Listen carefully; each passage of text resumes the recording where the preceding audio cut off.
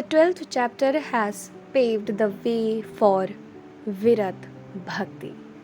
So, in the 12th chapter, the Lord deals with all aspects of Bhakti leading to liberation. Hello and welcome to my channel. We are reading Bhagwatgeeta, and today we started reading chapter 12, Bhakti Yoga. So, let's continue. The chapter begins with Arjun's question seeking to know whether Virat Bhakti, Sagun Bhakti, or Akshar Bhakti, Nirgun Bhakti is superior. Lord Krishna first answers that Sagun Bhakti is superior. In fact, we cannot compare them. Everyone has to go through both, and one can reach the Lord through Nirgun Bhakti alone, which the Lord himself points out in the 4th verse. Still, the Lord praises Sagun Bhakti because of the context. From the 3rd verse to the 12th verse, Krishna gives out the entire range of bhakti which leads to liberation. In the first 3 verses, Krishna talks about Nirgun Bhakti, which is Jnana Yoga, and which is the direct mean for liberation. But the Lord points out that this would be difficult for unprepared people. From the 6th verses to the 8th verse, the Lord speaks about the next lower stage in the form of Virad Upasana. He promises that such Upasak would be rescued from Sansar by the Lord. This does not mean that a Virad Upasak can get liberation skipping Jnana Yoga. The idea is that he becomes fit for Jnana Yoga and attains liberation through knowledge. In the 9th verse, the Lord comes one more step down. If one is incapable of doing Virad Upasana, let him practice meditation on any form of the Lord. Thus, Upasana becomes the preparatory step for Jnana Yoga.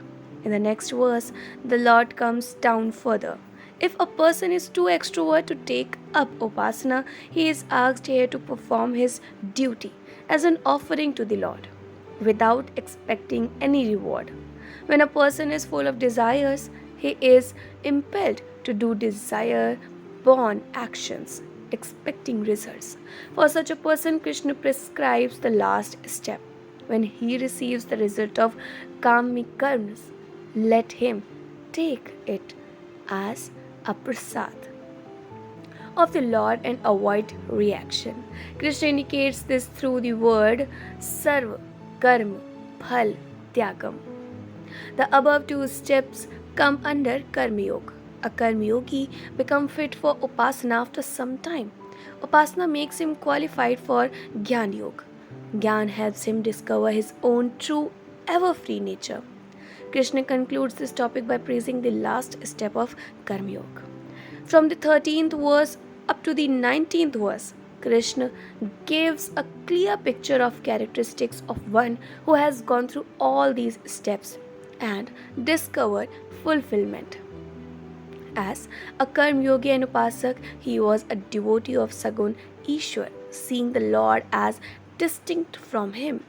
This is only lower bhakti, because he does not know the true nature of the Lord still.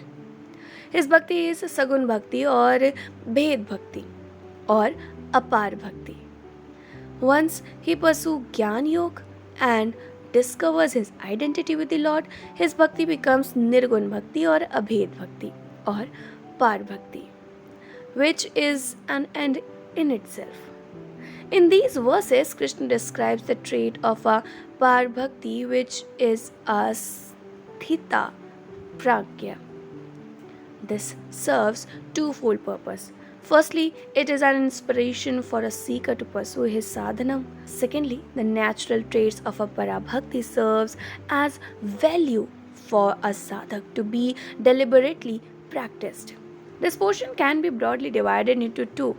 One referring to those virtues which Apar Bhakti spontaneously enjoys, and the second referring to those negative traits which he is totally free from. Krishna concludes the teaching by saying, "Those who follow this teaching with faith, keeping me as the goal, are very dear to me." Since this chapter talks about all stages of bhakti, this is called Bhakti Yoga. So, this is it for today. I'll read chapter 13 in my next video. Till then, keep listening beautiful stories and keep smiling.